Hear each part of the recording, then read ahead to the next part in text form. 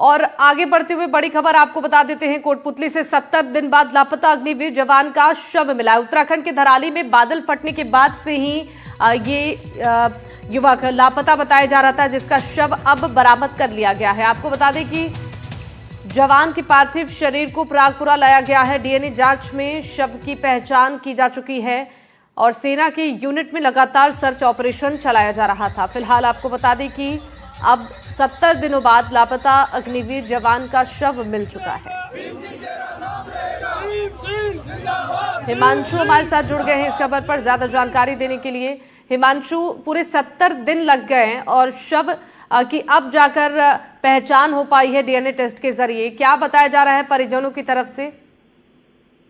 जी बिल्कुल, देखिए आपको बता दूं कि कोटपुतली के पावटा के भोनावास गांव का ये पूरा मामला है, जहां उत्तराखंड के अंदर धराली में जो बादल फटा था उसमें एक यहाँ का अग्निवीर सैनिक था, उसका नाम भीम सिंह शेखावत है, और उसके साथ ही जो नौजवान थे वो लापता हो गए थे और लगातार उसका सर्च अभियान जारी था। लगातार जो परिजन है वो भी गुहार लगा रहे थे सरकार से कि किसी भी प्रकार जो उनके भाई है, बेटा है, उनका जो शव है वो बरामद कर लिया जाए और अगर वो जिंदा है तो उनको उनके बारे में अपडेट दी जाए। लेकिन 70 दिन बाद जो उनका पार्थिव देह है वो प्रागपुरा पहुंचा है। आपको बता दूं कि सेना की एक यूनिट है वो लगातार सर्च ऑपरेशन चला रही थी और उसके बाद में शव मिले थे। उसके अंदर डीएनए जांच से जो शव है उसकी पहचान हुई थी।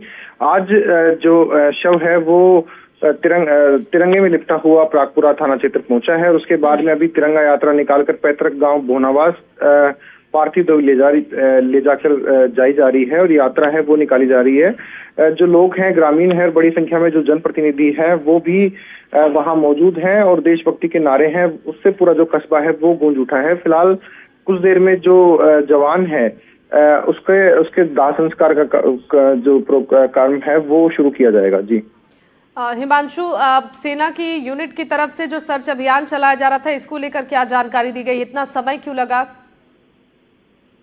जी बिल्कुल, देखिए आपको बता दूं कि जब बादल फटा था तो उसमें जो कुछ शव थे वो बहकर नीचे की तरफ जो घाटी थी उस वहां चले गए थे और लगातार जो सेना है वो उसकी यूनिट है वो सर्च ऑपरेशन चला रही थी और सर्च ऑपरेशन के अंदर दिक्कतें इस वजह से आ रही थी जो हमें सूचना मिली है कि क्योंकि जो मलबा है उसके नीचे जो शव है वो दब गए थे और लगातार जो सर्च ऑपरेशन है वो जारी था।